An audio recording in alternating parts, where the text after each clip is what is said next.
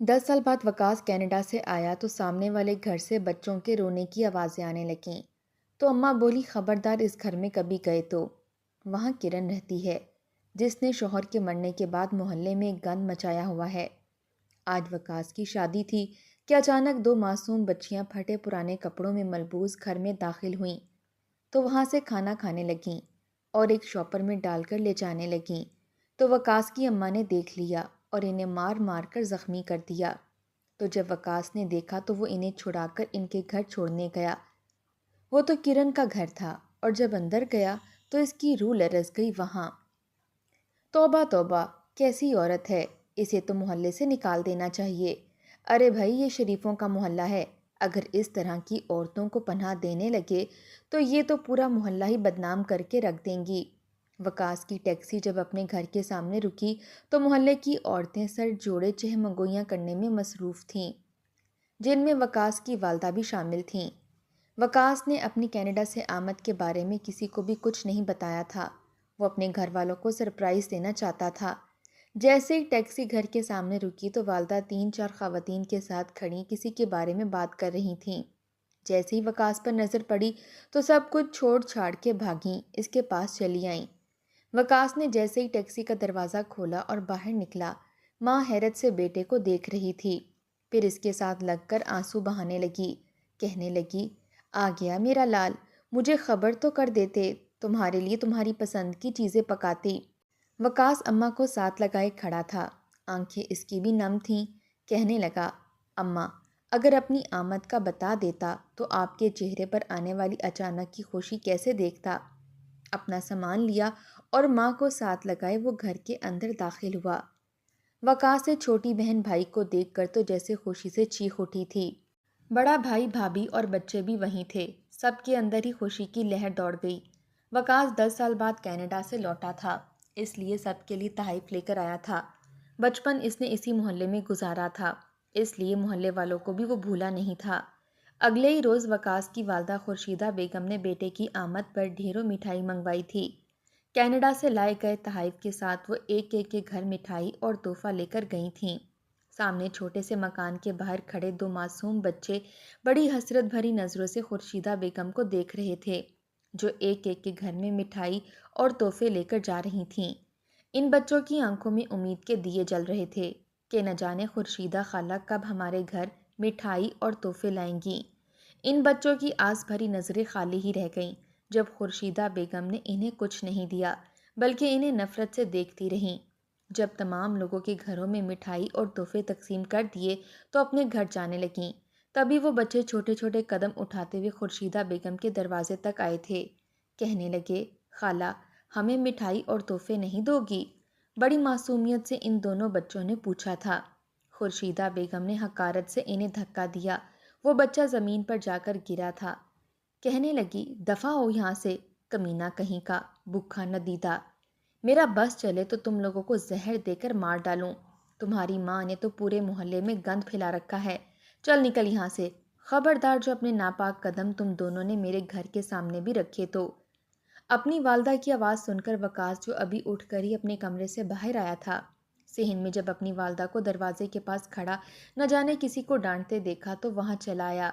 वकास को लगा कि शायद कोई मांगने वाला होगा तो इसकी वालदा इसे डांट रही होगी, लेकिन सामने दोनों बच्चों पर जो वकास की नज़र पड़ी तो मासूम से बच्चे थे।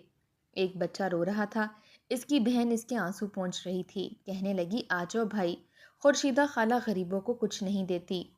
ये कहकर वो दोनों बच्चे अपने घर की जानिब बढ़ गए और खुर्शीदा बेगम की तो तलवों पर जाकर लगी और सर पर जाकर बुझी थी। कहने लगी, कम ज़र्फ हो तुम लोगों की ज़बान भी तुम्हारी माँ की तरह गज़ लंबी है। बहुत जल्द तुम लोगों का भी इंतज़ाम करते हैं। दर दर की ठोकरें खाते ना नजर आए तो खुर्शीदा बेगम नाम नहीं है मेरा।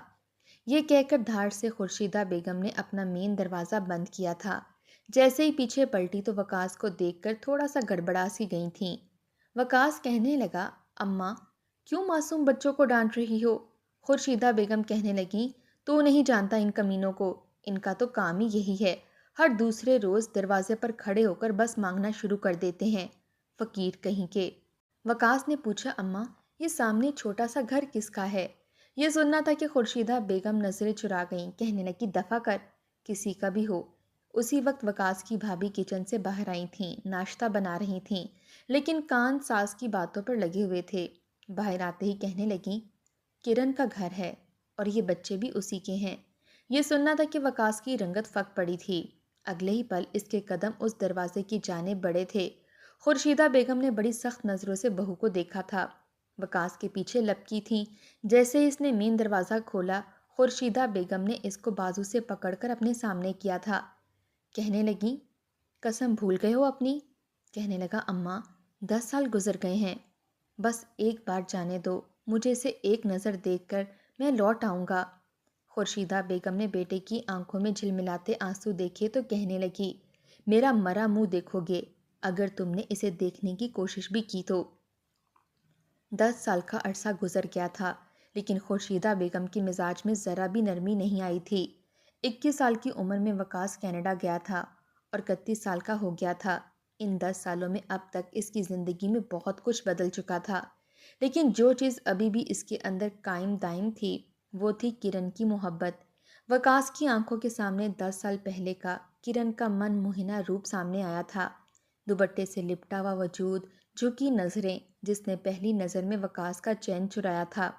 کرن کو دیکھتے ہی وہ اپنے ہوش کھو بیٹھا تھا۔ بلا شبہ وہ خوبصورت تھی، لیکن اتنی ہی معصوم بھی تھی۔ اس کی معصومیت ہی تو وکاس کا چین چرا گئی تھی۔ جب وہ لوگ اس کے محلے میں نئے نئے شفٹ ہوئے تھے، خورشیدہ بیگم بہت ہی ملنسار عورت تھیں۔ محلے والوں سے اس کے تعلقات بہت ہی اچھے تھے، لیکن خورشیدہ بیگم میں یہ بات بھی تھی کہ ملتی اپنے ہم پلہ لوگوں سے ہی تھی۔ جب اسے پتہ چلا کہ سامنے کچھ نئے لوگ آئے ہیں تو فوراً سے کھانا بنایا اور وکاس سے کہنے لگیں، جا یہ پڑوسیوں کے گھر دیا، بیچارے سامان شفٹ کرنے میں لگے پڑے ہیں، کہاں فرصت ملی ہوگی کہ کھانا ہی بنا لیں۔ وکاس اس وقت نیا نیا یونیورسٹی میں گیا تھا، ابھی واپس لوٹ کر ہی تو آیا تھا، لمبی تان کر سونے کا ارادہ تھا، لیکن والدہ کی بات پر کھانے کا باؤل پکڑا اور سامنے نئے پڑوسیوں کے گھر چلا گیا۔ لیکن جیسے اس نے ڈور بیل دی، دروازہ کرن نے کھولا تھا۔ بس چند لمحوں کی نظروں کا تصادم تھا کہ وکاس اپنا سب کچھ اس معصوم سی لڑکی پر ہار بیٹھا تھا۔ جیسے ہی اس نے وکاس کو دیکھا فوراً سے دروازے کے پیچھے ہٹ گئی، دوپٹے سے اپنا چہرہ چھپایا، کہنے لگی، جی کون ہیں آپ؟ جیسا خوبصورت چہرہ تھا، اس سے زیادہ دلکش اس کی آواز تھی۔ وکاس کا تو جیسے سکھ چین چھن گیا تھا۔ پھر تو یہ سلسلہ ہی چل نکلا تھا۔ گھر میں جب بھی کچھ اچھا پکتا، وکاس اپنی بھابھی سے کہتا، بھابھی پلیٹ میں ڈال دیں، میں ذرا پڑوسیوں کو دے آؤں۔ اس کی بھابھی پلیٹ میں ڈال دیتی۔ وکاس بہانے بہانے سے پڑوسیوں کے گھر جانے لگا۔ تبھی پتہ چلا کہ کرن کا والد نشے کا عادی ہے، والدہ کسی فیکٹری میں کام کرتی ہیں، تبھی گھر کا سلسلہ چلتا ہے۔ لیکن جب یہ باتیں خورشیدہ بیگم کو معلوم ہوئیں، انہیں اپنے یہ نئے پڑوسی کچھ خاص پسند نہیں آئے تھے۔ وہ جو پہلے ان کی تعریفیں کرتے نہیں تھکتی تھیں، اب تو ان کا نام سنتے ہی ماتھے پر بل آ جایا کرتے تھے۔ کہتی کہ ہائے ہائے کیسا شوہر ہے، سارا دن گھر پڑا رہ کر بستر توڑتا رہتا ہے اور بیوی باہر کمانے کو جاتی ہے۔ وہیں دوسری عورت کہتی کہ ہم نے تو یہ بھی سنا ہے کہ اس کا شوہر نشہ کرتا ہے، اگر کل کلاں کو کوئی اونچ نیچ ہو گئی تو پھر کیا ہوگا؟ ہم بھی بہو بیٹیوں والے ہیں، ایسے لوگوں کو تو کسی کی عزت کی پرواہ نہیں ہوتی۔ ایک روز وکاس نے اپنی ماں کے منہ سے ایسی باتیں سن لیں تو وہیں بول اٹھا، کہنے لگا کہ اماں آپ کسی کے بارے میں ایسی بات کیسے کر سکتی ہیں؟ آپ سب کو تو الٹا اس خاتون کی ہمت کی داد دینی چاہیے جو اپنا اور اپنی بیٹی کا پیٹ پالنے کی خاطر نوکری کر رہی ہے۔ اس کی زندگی میں نہ جانے کس قدر مشکلات ہوں گی جو اس نے خود نوکری کرنے کا فیصلہ کیا اور حق حلال کا رزق کما کر لا رہی ہے، کم از کم اپنے نشائی شوہر کے آگے ہاتھ تو نہیں پھیلا رہی۔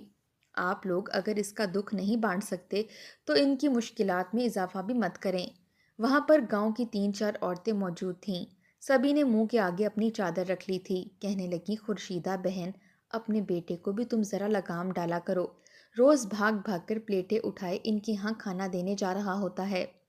زمانہ بڑا ہی تیز ہو چکا ہے، تمہارا یہ بیٹا تو بڑا ہی معصوم ہے، پتہ نہیں کیسے لوگ ہوں، یہ نہ ہو کہ کل کو تمہارے بیٹے کو ہی وہ لوگ اپنی جانب ورغلا لیں، پھر کیا بنے گا؟ یہ باتیں انہوں نے ذرا دھیمے لہجے میں کہی تھیں۔ وکاس سن تو نہیں سکا تھا، لیکن اسے اندازہ ہو چکا تھا کہ وہ کیا کہنے کی کوشش کر رہی ہیں۔ وہ برا سا منہ بنا کر اپنے کمرے میں جا بیٹھا۔ وہ تو سوچ چکا تھا کہ شادی کرے گا تو صرف کرن سے، وہ تو اتنی معصوم اور بھولی بھالی سی لڑکی تھی، اس کے گھر میں آ کر اس کی زندگی خوشیوں سے بھر دے گی۔ مگر امی کی یہ بات سن کر تو جیسے اس کا موڈ ہی خراب ہو چکا تھا۔ اکثر وہ جب صبح صبح یونیورسٹی جانے کے لیے گھر سے نکلتا تو بعض دفعہ اس کی ملاقات کرن سے ہو جایا کرتی تھی، جو اپنے گرد بڑی سی چادر لپیٹے خود ہی دکان سے راشن وغیرہ لینے جا رہی ہوتی۔ یہ دیکھ کر وقاص کا دل اندر ہی اندر کڑتا تھا۔ ایک روز وہ اسے کہنے لگا کہ تمہیں جس بھی چیز کی ضرورت ہو مجھے بتا دیا کرو، میں تمہیں لا دیا کروں گا۔ دل ہی دل میں کرن بھی اس سے محبت کرنے لگی تھی مگر بول نہیں پاتی تھی، شاید اپنے باپ سے بےحد ڈرتی تھی۔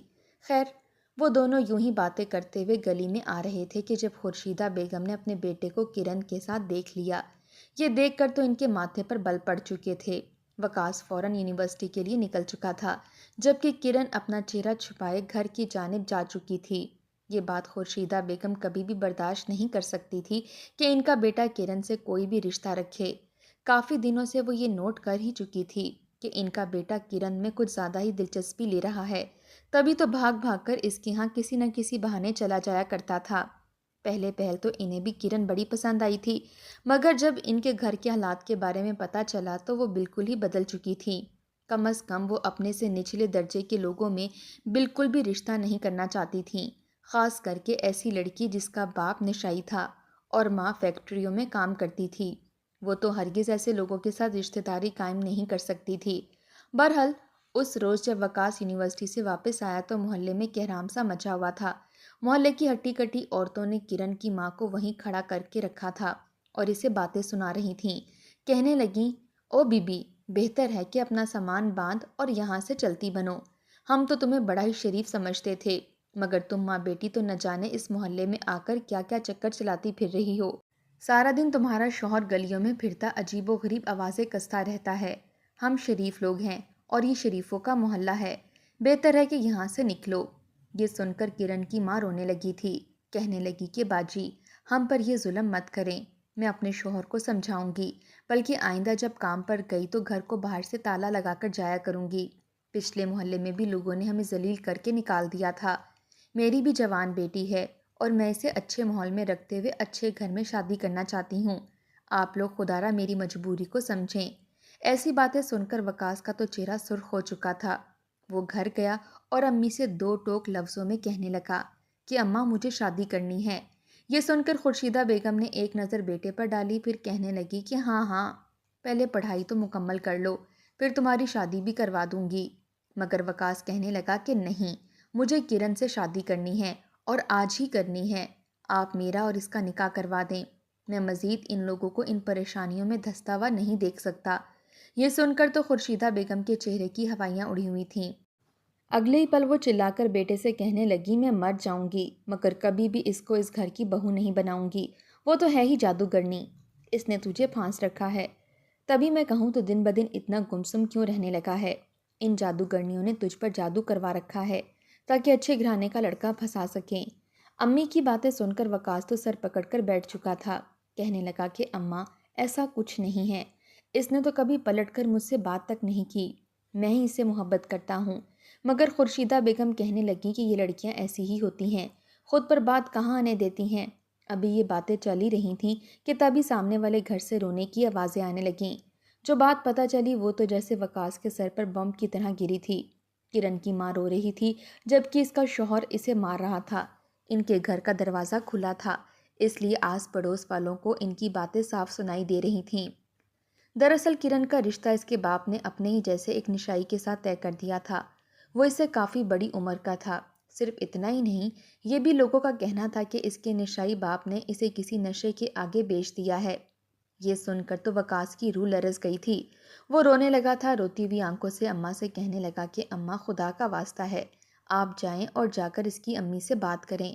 میں کرن کو کسی اور کا ہوتے ہوئے نہیں دیکھ سکتا، میں اسے بہت محبت کرتا ہوں، میری سانس نکل جائے گی، میں تو اسے کسی اور کا تصور بھی نہیں کر سکتا۔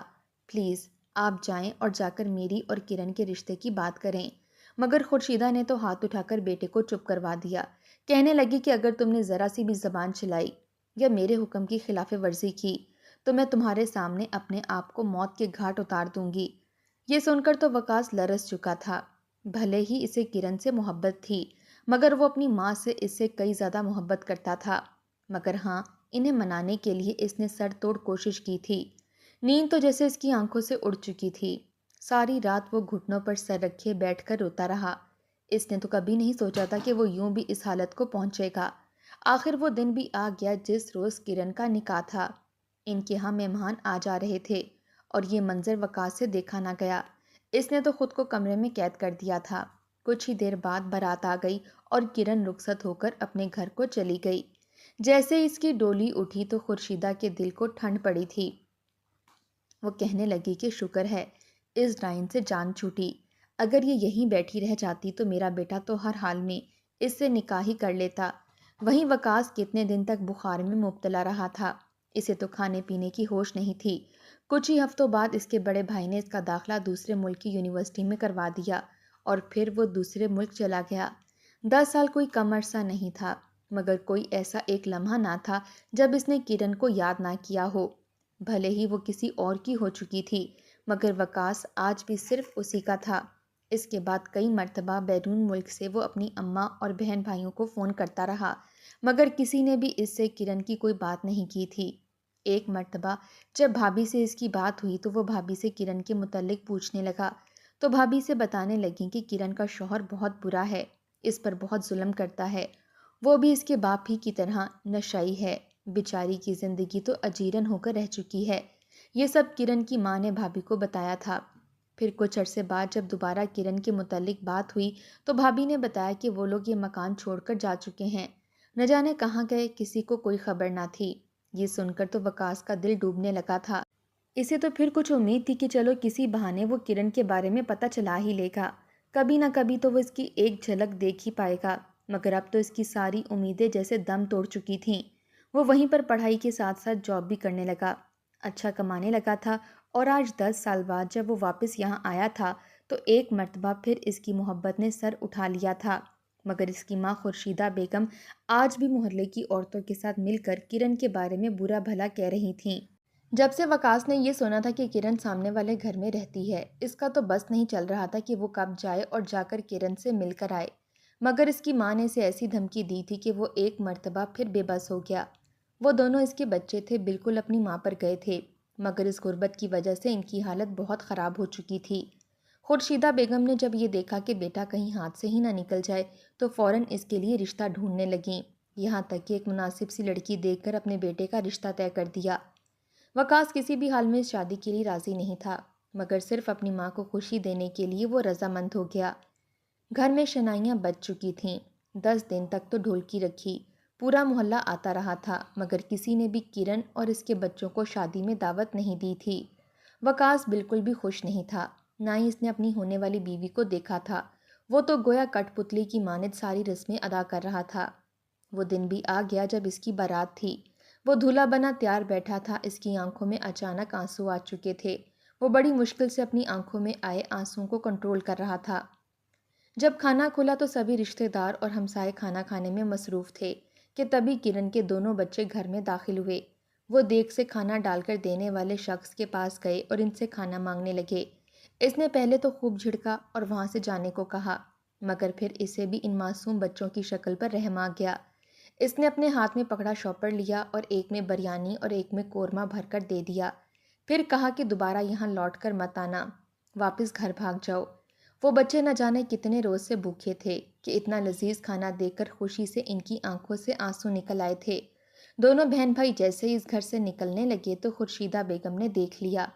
پہلے تو اس نے کھانا ڈالنے والے کریم بابا کو خوب باتیں سنائیں، پھر ان بچوں کے ہاتھ سے کھانے کے شوپر لے کر وہیں فرش پر الٹ دیے اور انہیں مارنے لگی۔